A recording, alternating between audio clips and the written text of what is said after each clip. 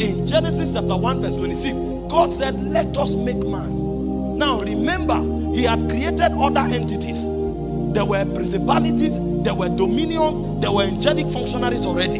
He had created realms and entities already. But he came this time and said, let us make man in our own image, after our likeness. If you study that word in the Hebrew, the word image is the word selim. The word likeness is the word demutea. And these two words mean two significant things. The word selim is the word idol.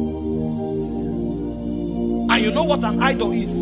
It's a vessel that traps a spirit. That's why when you go to a shrine, you are not worshiping a wood. You are worshiping a vessel that has trapped a demon. So what happens in the shrine is actually the worship of demons. Paul said that in 1 Corinthians 10. If you read from verse 14 to 16, he said when you eat food given to idol, you are having fellowship with demons. Because these are vessels that trap demons. But you know that technology did not begin in darkness. It began with God. When he created man in Eden, he made man a vessel that could host him. So man is actually a container that carries divinity. But God expects the man to get to a point in his dealing with him to be able to reveal him. Because if God walks into earth, earth will collapse.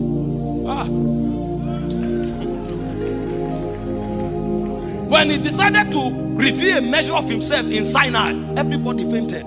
They saw thunder and lightning. If God enters the earth, how can the earth will dematerialize? So when God was creating man, he actually took time to couple a strange creature. That's why Psalm 139 verse 14 said, you are wonderfully and fearfully made.